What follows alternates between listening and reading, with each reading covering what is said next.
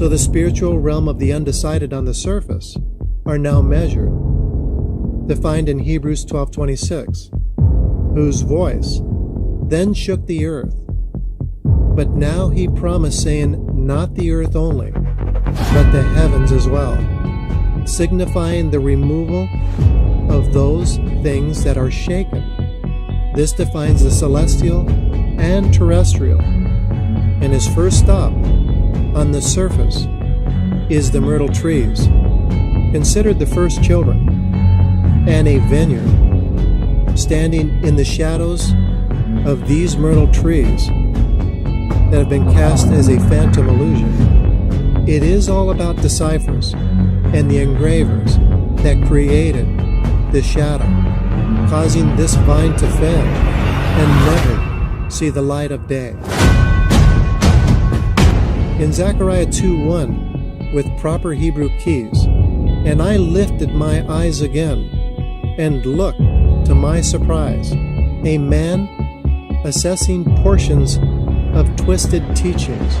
Verse 2, so the angel asks, where are you going? He said, to set a standard between two mountains. You see, the myrtles and the vines were milk providers that sent all men down a twisted birth process, a passage that led to a dead end. And now the woman appears, described in verses 3 and 4.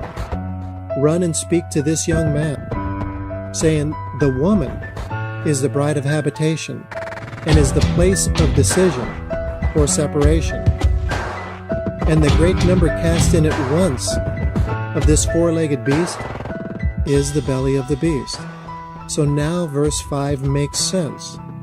For I, says the Lord, will be unto her, the woman, a wall of fire round about, the belly, and will be the glory in the midst of her, the beast furnace.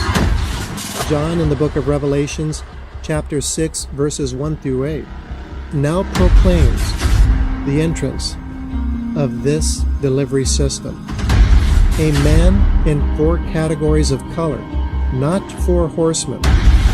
In proper keys, verse 1 reads like this, and I saw when this young one opened what was sealed, one by one, and I heard what sounded as thunder come from the four-legged beast, saying, come and see. And I was amazed to see firelight in the beast, with a garment issued as the sower of seed, and the oracle that surrounds him was given to go forth and prevail in victory. This young man is her firstborn, the mother, firelight from the core of earth. So now the red furnace appears in verse 4. And there went out about him an outer self, a fire-like beast with great capacity. The glowing red cloak defines the intensity of heat given to this rider thereon within this iron furnace, to remove the strongly diluted from this earth. And this entwined pair consumes one after another as they measure to the great decipher. And this is what appears now in verse 5. I, John, beheld what could not be ascertained. And by closer inspection, lo, I see black ink that sits in opposition to what was intensely spread throughout this world. And the pair of balances in his hand, in Greek, is being equally yoked to the ox. This gives him the almighty strength. And now the measure comes out. Verse 6, the voice gives wheat a penny's worth, or 1 measure, and to the barley a penny's worth for 3 measures. These are defined as sickly greens. This is the heart of the matter. The plant is assessed by the amount and the type of food that it receives. A measure is placed according to the accuracy. You know, if you follow this close, the Father instructs this process of good measure in Luke 6:38. An honest measure is pressed tightly together. This is within the belly or birth passage. Then violently shaken together, a firestorm standard. those that pour out are taken to the bosom, the breast of the beast.